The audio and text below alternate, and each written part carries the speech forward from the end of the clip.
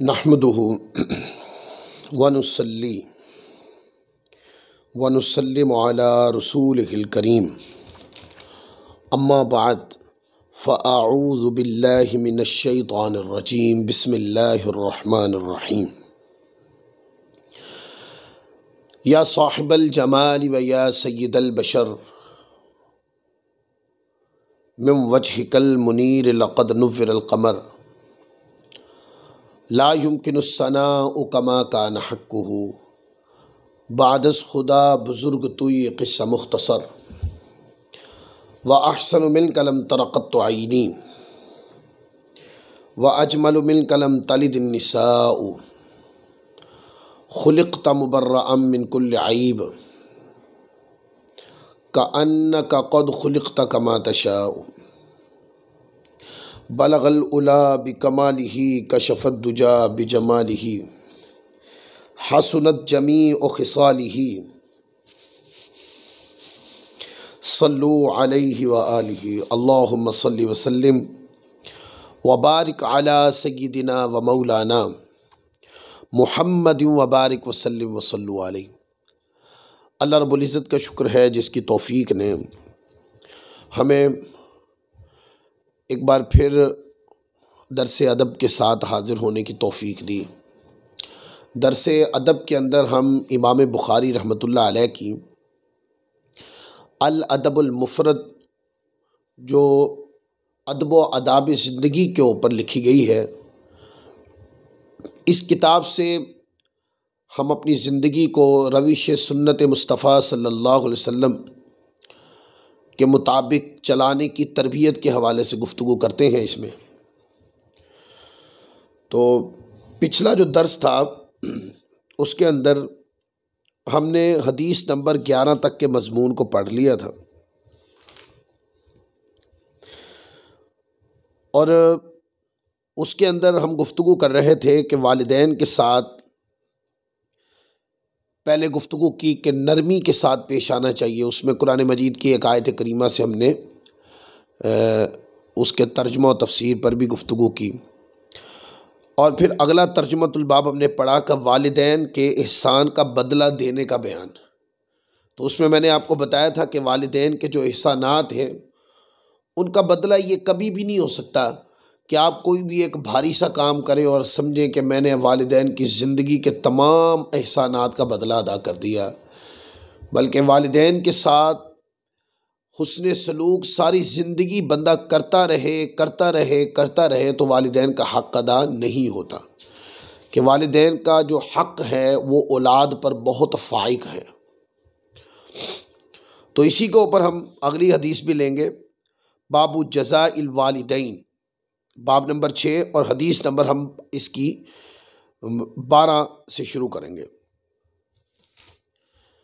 हद्दसना अब्दुल्लाह इब्न सालिहीन क़ाल हद्दसनी अल्लैस क़ाल हद्दसनी खालिद इब्न यज़ीद क़ाल सईद इब्न अबी हिलाल अन अबी हाज़िम अन अबी मुर्रत मौला अक़ील अन्न अबा हुरैरह रज़ियल्लाहु तआला अन्हु कान यस्तख़लिफ़ुहु मरवान व कान यक़ूलु बिज़िल हुलैफ़त फ़कानत उम्मुहु फ़ी बैतिन व हुवा फ़ी आख़र क़ाल फ़इज़ा अराद अन यख़रुज वक़फ़ अला बाबिहा व क़ाल अस्सलामु अलैकि या उम्मताहु व रहमतुल्लाहि व बरकातुहु फ़तक़ूल व अलैकस्सलाम या बुनय्या व रहमतुल्लाहि व बरकातुहु फ़यक़ूलु रहिमकिल्लाहु कमा रब्बैतनी सग़ीरन फ़तक़ूल रहिमकल्लाहु कमा बररतनी कबीरन सुम्मा इज़ा अराद अन यदख़ुल सनअ मिस्लुहु औ कमा क़ाल नबी सल्लल्लाहु अलैहि वसल्लम। हज़रत अक़ील के ग़ुलाम हज़रत अबू हुरैरा रज़ियल्लाहु ताला अन्हु से रिवायत करते हैं कि हज़रत अबू हुरैरा रज़ियल्लाहु ताला अन्हु को मरवान अपना जानशीन बनाता था और वो ज़ुल्हुलैफ़ा में रहते थे। ये किसी मुकाम का नाम है। उनकी वालदा एक कमरा में होती थी और दूसरे कमरे में वो कहते हैं कि जब वो निकलने का इरादा करते तो उन यानी अपनी वालदा के दरवाज़े पे खड़े होकर कहते, ए मेरी अम्मी जान, आप पर सलाम, अल्लाह की रहमतें बरकतें हों। बस वो इनके सलाम के जवाब में कहती, और तुम पर भी सलाम और अल्लाह की रहमतें और बरकतें हों, ऐ मेरे बेटे। तो वो हज़रत अबू हुरैरा रज़ियल्लाहु ताला अन्हु कहते हैं कि अल्लाह आप पर, ऐ मेरी माँ, ऐसे रहम फरमाए जिस तरह आपने बचपने में मेरी परवरिश की। तो वो उनकी वालदा कहती, अल्लाह तुझ पर भी रहम फरमाए जैसे तूने बुढ़ापे में मेरी खैर गिरी की। फिर वो हज़रत अबू हुरैरा रज़ियल्लाहु ताला जब भी निकलने का इरादा करते तो इसी तरह करते। कितना प्यारा अदब सिखाया है कि अब ये इससे सीखें कि जब भी घर से निकले। हज़रत अबू हुरैरा फरमाते हैं कि मैं जब भी घर से निकलता तो मेरा जो कमरा था, मेरी जो रिहाइशगाह थी, मेरी वालदा का कमरा मेरे रास्ते में आता। तो मैं जब निकलता तो वालिदा के दरवाजे के ऊपर खड़े होकर अपनी वालिदा को सलाम करता और सलाम करता, अस्सलामु अलैका व रहमतुल्लाहि व बरकातुहू। तो मेरी वालदा उसी तरह खूबसूरत अल्फाज में मुझे जवाब देती कि बेटे आप पर भी सलाम हो, रहमतें हों और बरकतें हों। और हज़रत अबू हुरैरा रज़ियल्लाहु ताला अपनी वालदा के एहसान को छोटा नहीं समझते थे। जब भी अपनी माँ के आगे फरमाते, अर्ज करते, ऐ मेरी वालिदा, आपका मेरे ऊपर बहुत बड़ा एहसान है, मैं आपका शुक्रिया अदा करता हूँ कि आपने बचपने में मेरी कफ़ालत की, मुझे पाला, मुझे बड़ा किया और मेरे खाने पीने का ध्यान रखा, मेरे पहनने ओढ़ने का ध्यान रखा, मेरी ज़िंदगी को अच्छे अंदाज में अच्छी डगर पे चलाया, मेरी खिदमत की बचपन में। तो जो वालिदा थी वो सिर्फ अपनी खिदमत को सुनकर बस खामोश नहीं हो जाती, बल्कि चूंकि औलाद भी नेकी कर रही है ना साथ, तो फिर खुद कहती कि बेटे आपका भी शुक्रिया कि आपने हमारे बुढ़ापे में हमारी खैरगिरी की है, हमारी इज्जत रखी है, हमारे साथ उसने सलूक किया है। अब इससे वालिदैन भी ये बात समझे, औलाद का हक ये है कि औलाद माँ बाप की इज्जत करे, माँ बाप को जब घर से निकले तो सलाम करे। एक तो ये अदब सीखा। और जब औलाद सलाम करे तो वालिदैन उसको खूबसूरत लफ्जों में वालैका सलाम व रहमतुल्लाहि व बरकातुहू कहे। और दूसरा ये कि जब औलाद माँ बाप के साथ अच्छा सलूक करे, माँ बाप को प्यार दे, हुस्न सलूक करे, माँ बाप की इज्जत करे, माँ बाप की अपने ऊपर हाकमियत को रखे, हर मामले में माँ बाप से मशवरा करे, माँ बाप बीमार हो जाए तो उनकी तीमारदारी करे हैं, और उनकी खाने पीने की, पहनने ओढ़ने की हर चीज़ों का ध्यान रखे। तो कभी औलाद वालिदैन को ये कहे कि मेरी वालदा या मेरे वालिदैन आपका बहुत शुक्रिया कि मेरे बचपने में आप लोगों ने मुझे पाला, आज मैं जिस हैसियत के साथ भी ज़िंदगी गुजार रहा हूँ, ये मेरा तशख़्ख़ुस आपकी तरबियत, आपकी कोशिशों के नतीजे में है। तो अब वालिदैन को चाहिए कि सिर्फ औलाद का शुक्रिया सुनकर अपने बड़ेपन में दबाए नहीं, बल्कि जो औलाद नेक सलूक कर रही है, औलाद के लिए भी कलिमात तशक्कुर कहें। यह भी एक अखलाक का हिस्सा है। वो कहें कि ऐ मेरे बच्चों, ऐ मेरे बेटों, ऐ मेरी बेटियों, तुम्हारा भी बहुत शुक्रिया कि जैसे हमने तुम्हारे साथ तुम्हारे बचपने में उसने सलूक किया है, तुमने हमारे बुढ़ापे के साथ तुमने बेगानगी का मुजाहरा नहीं किया, बल्कि हमारे बुढ़ापे के साथ तुमने भी प्यार किया, इज्जत दी, हमें तकलीफों से बचाया, महरूमी से बचाया। तो इन चीजों को अपनी रविश जिंदगी के अंदर कि कोई शुक्रिया अदा करे आपके अच्छे काम का, उसको भी रिस्पेक्ट दे। तो वालिदैन भी अपनी औलाद को इज्जत दे, या जब वो आपके साथ एहसान कर रहे हैं तो अब वो मुस्तहिक हैं कि उनको थपकी दी जाए, उनके साथ प्यार किया जाए। अगर आपने उसने सलूक किया बचपन में, तो आज वो आपके बुढ़ापे के साथ उसने सलूक से चल रहे हैं, तो अगर वो अपने बचपने की आपकी खिदमात को बयान करते हैं, तो आप बुढ़ापे के अंदर जो वो आपके साथ खिदमात सर अंजाम दे रहे हैं, आप उसकी भी तारीफ करें। ये भी एक अखलाक का हिस्सा है, ताकि ये वो बातें हैं कि जब कोई दूसरा सुनता है तो इससे सीखता है।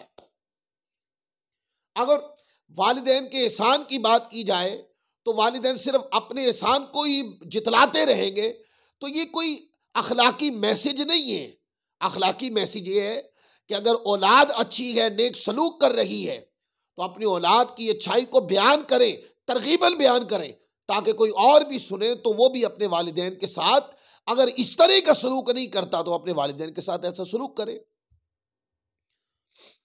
इसमें यह भी है कि औलाद को चाहिए कि जब घर से निकले तो बड़ों की बारगाह में हाजिरी दें, सलाम पेश करें, उनसे सलामती लें, फिर निकले। और जब औलाद सलाम करे तो वो भी सलाम में उसका जवाब दें। जब अपने घर में दाखिल हों तो सबसे पहले अपने माँ बाप की खिदमत में हाजिर हों, उनकी बारगाह में सलाम अर्ज करें, और वालिदैन का हक ये है कि वो उसके मुतबादिल खूबसूरत लफ्जों में जवाब दें।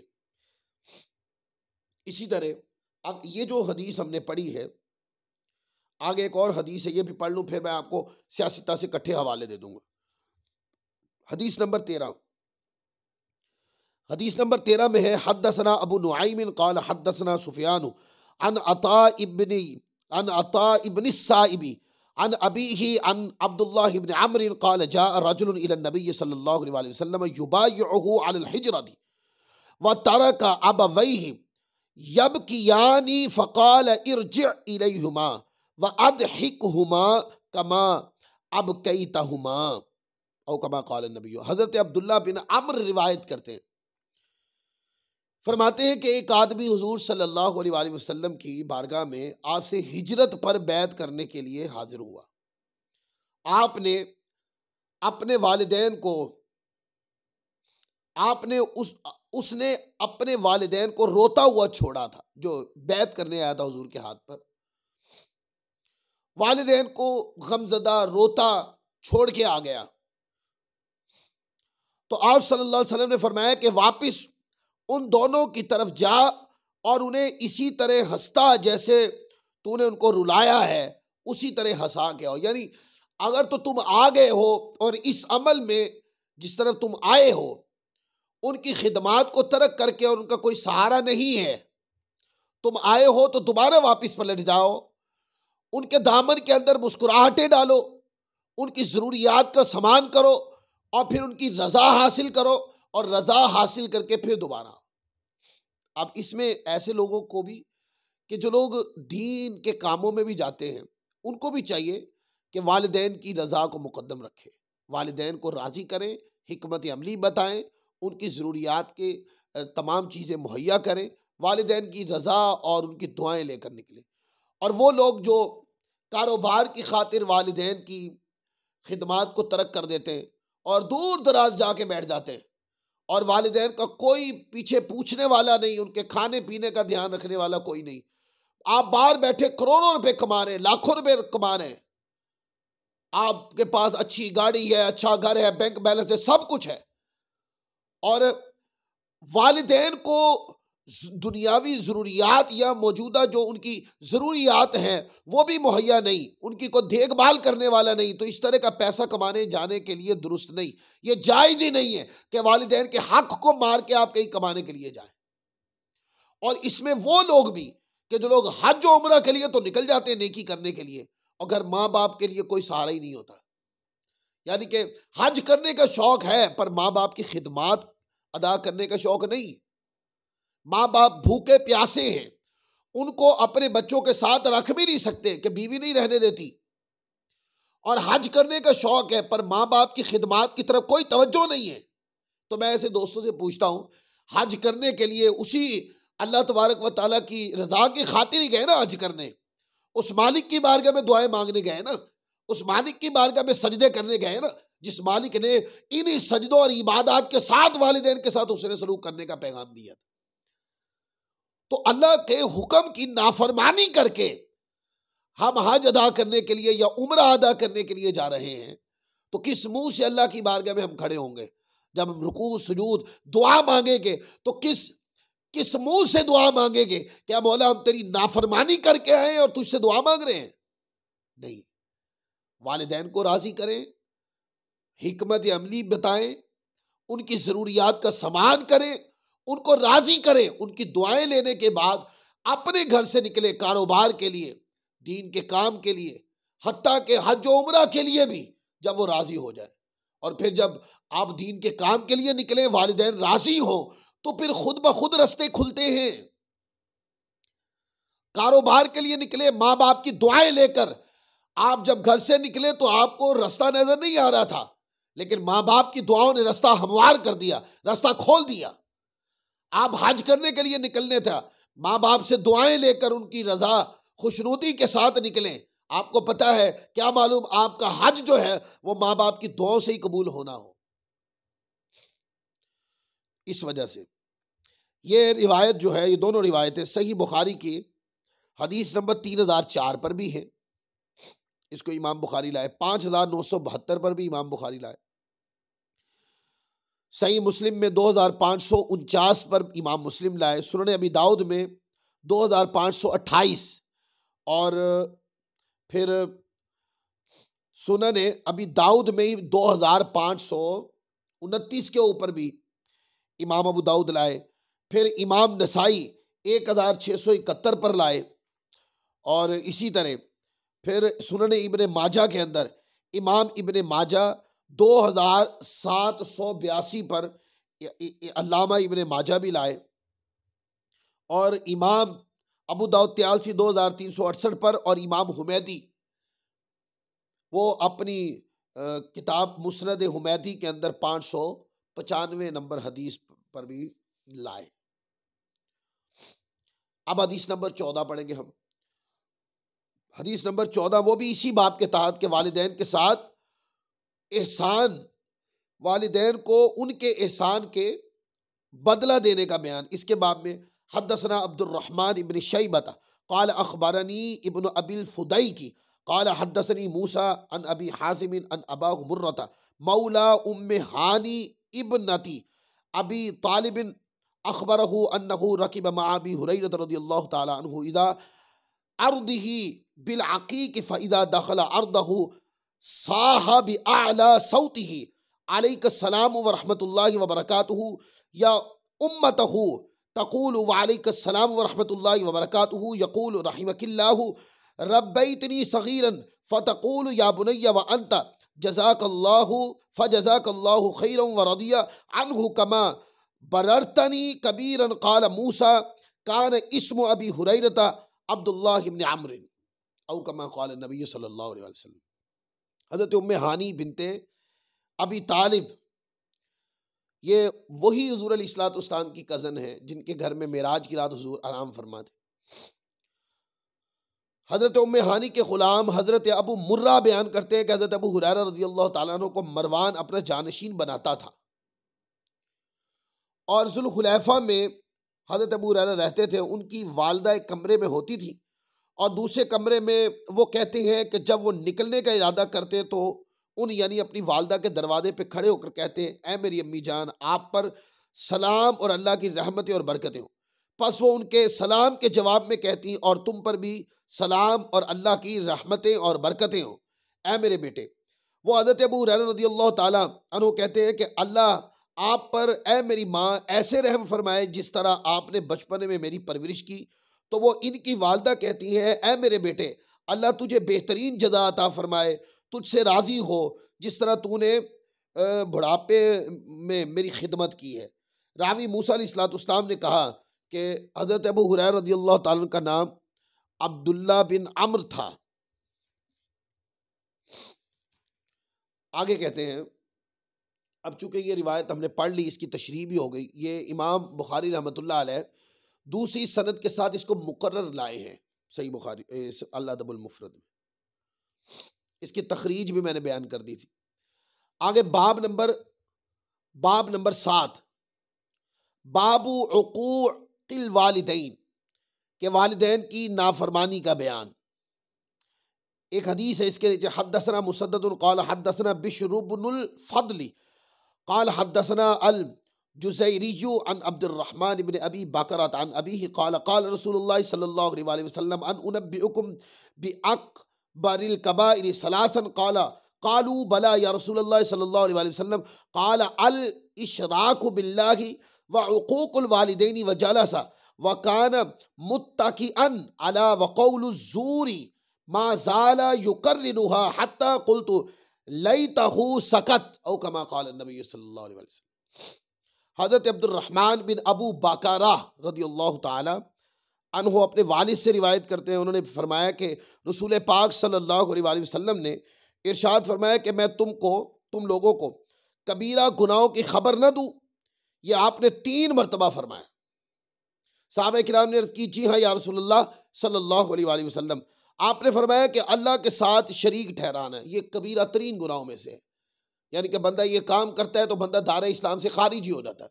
इसका मतलब ये है शिर्क करना कि किसी गैर खुदा के अंदर खुदाई सिफात मान लेना या किसी गैर खुदा को मुस्तहिक के इबादत समझ लेना। तो कहते हैं कि अल्लाह के साथ शरीक ठहराना कबीरा तरीन गुनाहों में है। और फिर साथ फरमाया कि वालिदैन की नाफरमानी करना। अब देखिए, शिर्क एक ऐसा गुनाह है कि जो बंदे को दायरे इस्लाम से खारिज कर देता है। उसके बिल्कुल साथ नाफरमानी वालिदैन की, कि जो बंदा वालिदैन की नाफरमानी करता है, जैसे बंदा शिर्क जैसा कबीरा गुनाह करता है तो इस्लाम से खारिज हो जाता है, और उसके बिल्कुल बाद वालिदैन की नाफरमानी को रखा। इसका मतलब एक ये भी हो सकता है कि वालिदैन की नाफरमानी करने वाला तकवा से बाहर निकल जाता है। वालिदैन की नाफरमानी करना कबीरा गुनाह। आप सल्लल्लाहु अलैहि वसल्लम टेक लगाकर बैठे हुए थे तो उठ बैठे और फरमाया, सुनो और झूठ से बचना। और आप सल्लल्लाहु अलैहि वसल्लम इस आखिरी जुमले को मुसलसल दोहराते रहे, हत्ता कि मैंने कहा कि काश आप खामोश हो जाएं। यानी आका अलैहिस्सलाम बार बार दोहरा दे रहे थे तो सहाबा किराम समझे कि हुजूर अलैहिस्सलाम को इस तरह तकलीफ हो रही है, परेशान है हुजूर अलैहिस्सलाम, या अल्लाह आका अलैहिस्सलाम खामोश हो जाएं। यानी हुजूर को अजियत हो रही है और ताकीद फरमा रहे थे कि शिर्क ना करना, वालिदैन की नाफरमानी करना और झूठ ना बोलना। तो कहते बार बार हुजूर ने तकरार की कि झूठ नहीं बोलना, झूठ नहीं बोलना, झूठ नहीं बोलना। माना यह है कि जब वालिदैन के साथ बात करनी तो भी सच करनी है, वालिदैन के अलावा भी बात करनी तो सच बात करनी।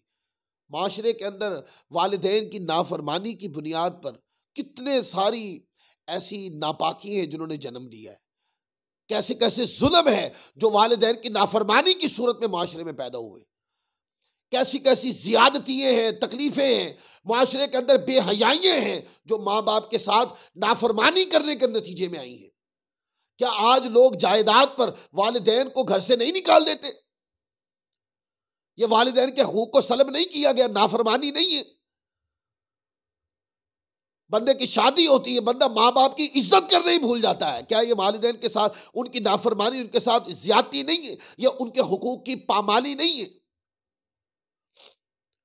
और अगर माँ को साथ भी रखा है तो अपने बच्चों और बीवी के लिए अच्छा खाना लेके आना और माँ के लिए भी मुनासिब सा ले आना, या सादा सा ले आना, बाद में गैर मुनासिब भी ले आना। किस मुंह से वो औलाद खाना खा लेती है, किस मुंह से खाना खा लेती है कि जो मां के लिए गैर मियारी खाना लेके आती है और अपनी बीवी और बच्चों के लिए मियारी खाना लेके आते हैं। तो देखो, आज अगर आप बेटा होकर अपने खानवादे के लिए अच्छा मेरिट रखा है खाना का और वालिदैन के लिए कम, तो ये में रखो कि तुम भी वालिदैन हो जिनके लिए अच्छा खाने का आप बना रहे हैं। इन्होंने भी बड़े होकर वही करना है जो आज आप माँ बाप के साथ कर रहे हैं। नहीं, जो भी खाना लेके आए माँ के पास रख दे, माँ से कहें कि वालिदा ये सब में तकसीम कर दे और सब में बराबर का तकसीम करें। पहले आप खुद खाएं, जितनी आपकी जरूरत है आप उसको लें, और उसके बाद हम सब में तकसीम कर दें। ये होता है वालिदैन को इज्जत देने का तरीका। घर तो वालिदैन ने बनाया था ना, तो आज जब जायदाद का नाम आया तो उनको उनके घर से ही निकाल दिया। औलाद तो उस जमीन के मुस्तहिक तब होती है जब वालिदैन ना रहे, और जब तक वो जिंदा है वो खुद मालिक है उसके। हम उनकी हयाती के अंदर ही जायदाद को अपने अंदर तकसीमकारी करके और वालिदैन को जो है ना उनके अपनी जाती मिल्कियत से ही निकाल देते हैं, मजबूर करते हैं कि इसके हिस्से किए जाएं। और जब वो हिस्से कर देते तो कोई उनको अपने साथ रखने के लिए तैयार नहीं होता। फिर जाहिर है जो किया है उसको भुगतना है। और फिर अपनी अपनी औलाद जवान होती है तो जो खुद अपने वालिदैन के साथ किया होता है वही सलूक फिर औलाद भी करती है। क्योंकि जो बुराई है, आपने जो जुल्म किया है, उसकी एक सजा तो अल्लाह ने आपको आखिरत में देनी है, पर उसकी वो सजा जो दुनियावी बनती है वो अल्लाह ने आपको दुनिया में वो देनी है, ताकि आपको पता चले कि आपने अपने वालिदैन को कितनी तकलीफ दी है। और दूसरा, झूठ के नाम के ऊपर खिलाफे वाकया बात कर देने से आपको पता कितने झगड़े पैदा होते हैं। सच बात बयान करने से झगड़े दोस्तों खत्म हो जाते हैं, झूठ बोलने से झगड़े बढ़ते हैं और फिर बढ़ते ही चले जाते हैं, बढ़ते ही चले जाते हैं, बढ़ते ही चले जाते हैं। फिर हिकमत अमली के साथ उनको अगर खत्म करने की कोशिश करें तो वो खत्म नहीं होते। झूठ एक ऐसी तलवार है जो रिश्ते काट के रख देती, ताल्लुक काट के रख देती। झूठ बोलने का अल्लाह की कुर्बत से ताल्लुक कट जाता है। झूठ बोलने वाला बंदा वक्तन फवक्तन तकलीफों में, परेशानियों में मुब्तला रहता है, क्योंकि झूठ एक गुनाह है। जब बंदा करता है तो यहां एक दब्बा लगता है, और फिर जब दूसरी बार बोलता है फिर दूसरा दब्बा लगता है, तीसरी बार बोलता है तीसरा दब्बा लगता है। यूं दब्बा लग लग के दिल काला स्याह हो जाता है, और जब दिल काला स्याह हो जाता है तो सच बोलने को दिल ही नहीं करता। बंदा सुबह भी झूठ की से दिन का आगाज करता है और रात को झूठ पर ही दिन का इख्तिताम करता है, और तौफीक तौबा भी नहीं होती।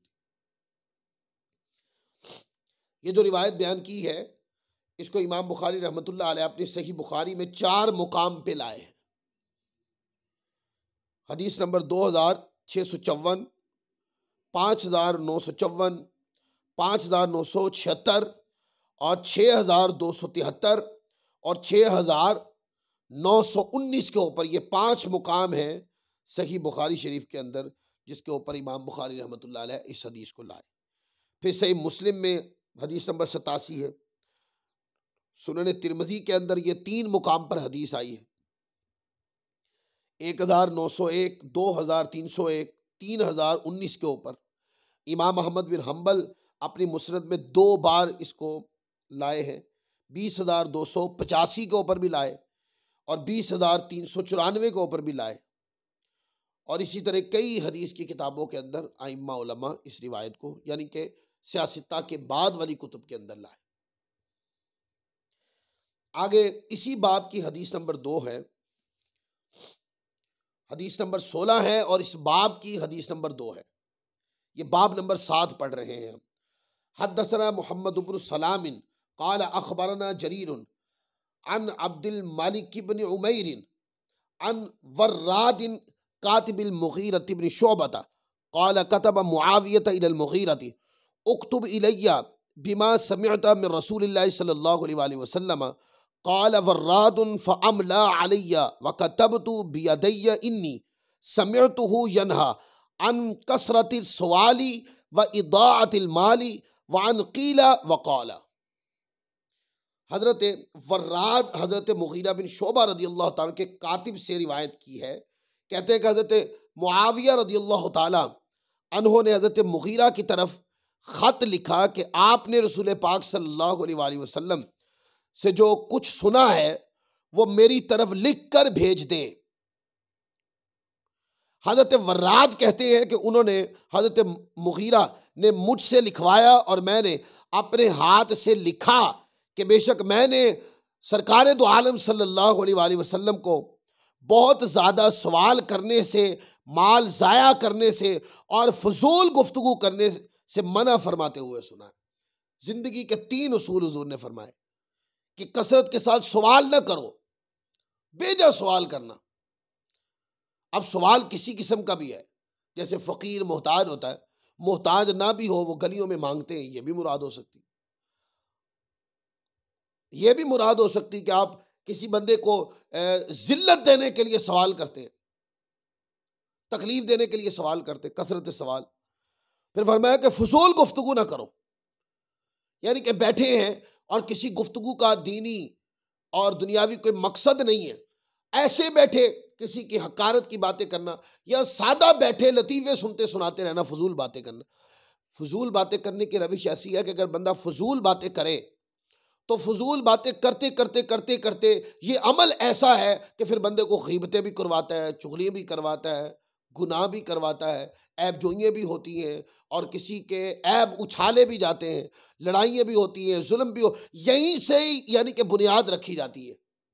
लिहाजा अपनी जिंदगी का एक तरीका बना ले कि गुफ्तगू करें, काम की गुफ्तगू हो, आपके पेशे के मुतालिक जरूरी सीखनी समझने वाली हो तो करें, वगरना दीन की बात हो तो करें। और अगर ऐसे ही बैठे फजूल बातें हैं तो इससे बच जाए, उतनी देर अल्लाह का जिक्र कर ले। फिर इसी तरह फरमाया कि माल जाया करने से फरमाया कि बचे, कि माल जाया नहीं करना चाहिए। माल अल्लाह की नेमत है, उसको अपनी ज़रूरत पे खर्च करें या अल्लाह ताला की राह में खर्च करें, उसका इसराफ भी ना करें। मैंने आपको पहले बताया था कि इसराफ करना एक ऐसी चीज़ है, ये बेअदब बंदे के अंदर इसराफ की बात होती है। इसराफ का मतलब होता है ज़रूरत नहीं है पर ज़रूरत से ज़्यादा खर्च कर डाला, ज़ाया कर डाला, या नुमाइश और नमूद के लिए लोगों के सामने पैसा खर्च कर दिया, ज़रूरत नहीं थी उसकी, पर यह कि लोगों में एक वाह वाह और बल्ले बल्ले होनी चाहिए और पैसा लगा दिया, ये सब इसराफ है। माल अल्लाह ने दिया, उसको ज़रूरत के मुताबिक अपने ऊपर खर्च करें, और उसके बाद अगर माल बच गया है, ज़कात दे दी गई है, और उसके बाद देखें कोई गरीब हो जिसके ये आपका माल जिसके काम आ जाए। ये वो चीज़ें हैं जो माल को उसके ये मसारिफ हैं जो दुरुस्त है, जिसके ऊपर माल को खर्च करना चाहिए। हम माल ज़ाया करने के लिए तो राज़ी हो जाते हैं, लोगों को आराइश देने के लिए, दिखाने के लिए, ताकि लोग देखें, इसके लिए तो हम राज़ी हो जाते हैं, पर पर्दे में किसी गरीब की मदद करने के लिए हम राज़ी नहीं होते। इस वजह से कि जब छुप कर किसी गरीब की मदद की तो किसी ने क्या देखना, कोई बल्ले बल्ले ही नहीं करेगा। और हम तो माल जो खर्च कर रहे हैं, हम तो चाहते हैं कि लोग हमारी बल्ले बल्ले करें। देखें, दुनिया को दिखाने के लिए माल खर्च करना यह भी इसराफ है। और अगर किसी बंदे ने किसी गरीब की मदद कर दी और करने के बाद फिर लोगों के अंदर बताता फिरता रहा कि ये मैंने किया है, फलां गरीब को दुकान मैंने बना के दी है, फलां को नौकरी मैंने लगवा के दी है, फलां गरीब था उसके घर में आटा मैंने पहुंचाया, चीनी मैंने दी, फलां मैंने किया, फलां मैंने किया, लोगों में उसकी नुमाइश करना, यह भी रियाकारी, यह भी कोई नेकी नहीं है। लिहाजा अगर पैसा नुमाइश के लिए लगाया तो वह भी साया है, और अगर माल किसी गरीब को देखकर दुनिया को बताते रहे तो यह भी रियाकारी है, यह भी नेकी ज़ाया है। नेकी क्या है? नेकी यह है कि ज़रूरत का माल अपने ऊपर, अपने अहले खाना की ज़रूरियात के ऊपर खर्च करें, और उसके बाद नेक सलूक अपने आइज़ा और क़ारिब से शुरू करें। ख़ानदान में देखें, चचा है सेठ, पर उसका छोटा भाई है, वो बेचारे इतने कमज़ोर हैं कि ज़कात उनके ऊपर बनती है। चाचा बाहर वालों को तो ज़कात देता है, पर अपने भाई के बच्चों के लिए ज़कात देने या उनकी मदद करने के लिए राज़ी नहीं। फलां ताया मशहूर है, वो बड़ी मदद करते लोगों की, पर अपने ख़ानदान में गुरबा की कभी तवज्जो नहीं दी। तो ये ऐसा है कि अपने आइज़ो क़ारिब से शुरू करें मदद करना, और जब मदद करें तो मदद करने के बाद कोई शुक्रिया अदा करने के लिए तो रोक दें। उन्हें कहें कि ये काम हमने आपसे शुक्रिया अदा करने के लिए थोड़ी किया है, हमने तो ये अमल अपने मालिक की रज़ा के लिए किया है। अगर आपने कुछ करना है तो मेरे लिए दुआ करें, मैंने अपनी खुशामद खोरी के लिए ये नहीं किया, मैंने तो इसलिए किया है कि अल्लाह मुझसे राज़ी हो जाए, आप मेरे लिए दुआ करें। तो देखिए, गरीब की दुआ आज आपको अल्लाह ने दिया, अल्लाह उससे भी ज़्यादा देगा। लिहाजा माल ज़ाया नहीं करें, नुमाइश और नमूद पर खर्च ना करें, और रियाकारी की नज़र ना करें। माल अगर अल्लाह ने दिया, अपनी ज़रूरियात से फारिग होकर कोशिश करें कि वो पैसा या तो दीन पे लग जाए या फिर गुरबा के काम आ जाए, और दीन पे खर्च करके भी ना कहो कि ये मैंने किया है, बल्कि कहो कि ये अल्लाह ने मुझे तौफीक दी है, और इस तरह खर्च करो कि आपने दिया किसी को नहीं पता, और गुरबा पे खर्च करके कभी एहसान न जितलाओ। तो देखें, अल्लाह आपके माल में भी बरकत देगा, उसके बदले में अल्लाह ताला घर में भी बरकतें देगा, और अल्लाह तबारक व ताला आपको दुनिया और आखिरत की इज्जतें भी देगा। तो इस हदीस पाक में ये बात, इस हदीस पाक में कुछ बातें हिंट्स के तौर पे बताता हूँ कि इस हदीस पाक में ये बताया गया कि लोगों के अमवाल के मुतालिक पूछना, जो चीज़ उनके कब्ज़े कुदरत में ना हो उसके दर पे होना, कि मकसद भी ऐसा नहीं होना चाहिए। लोगों से कसरत सवाल नहीं करना चाहिए, या सवाल के अंदर ये नहीं पूछना चाहिए कितना माल है आपके पास, कैसे कमाते हैं आप, या किसी पे शक नहीं करना चाहिए। या अल्लाह ने आपको सब कुछ दिया है और उसके बावजूद भी लोगों से मोहताजी के तनाजुर में मांगते फिरते रहना है। या फिर अल्लाह ताला ने ताकत दी है, आप कोई पेशा अदा कर सकते हैं, आप किसी काम के ज़रिए से कमा सकते हैं, लेकिन आपने अपने ऊपर एक आदत बनाई है कि मैंने मांग के खाना है, इस रविश से बाहर निकल आए। और लोग रसूल पाक सल्लल्लाहु अलैहि वसल्लम से बिला ज़रूरत सवाल करते थे, फिर इसकी वजह से मुश्किल में मुब्तला हो जाते थे। जैसे कि बुखारी शरीफ के अंदर 7,279 और मुस्लिम के अंदर 2,358 और सुनन अबी दाऊद में 4,610 के ऊपर ये हदीसें हैं कि जिसके अंदर अल्लाह आका अलैहिस्सलाम ने मना फरमाया। आपने फरमाया इस्लाम में सबसे बड़ा जुर्म उस शख्स का है जिसने इस्लाम में किसी ऐसी चीज़ का सवाल किया जो हराम नहीं थी, फिर उसके सवाल की वजह से हराम हो गई। तो कसरत से सवाल न करें, और अगर अल्लाह ने ताकत दी है तो कोई काम करें, उसके बदले में पैसे कमाएं और अपनी रोज़ी रोटी का बंदोबस्त करें। यूँ दरों से मांगते फिरते रहना, या अल्लाह ने दिया सब कुछ है फिर भी मांगते रहना, या फिर किसी से सवाल करना कि आप कहाँ से कमाते हैं, कितना है आपके पास, है कि ये वो गुफ्तगू है जो हकारत पे मबनी होती है। इससे बंदे का मुकाम दूसरे की नज़र में गिर जाता है। फिर इसी तरह मैंने आपको बताया कि जो माल है उसको खर्च करने के तरीके हैं, ज़रूरत के मुताबिक अपने अपने अहल खाना की, जिससे तमाम ज़रूरियात की तकमील हो जाए।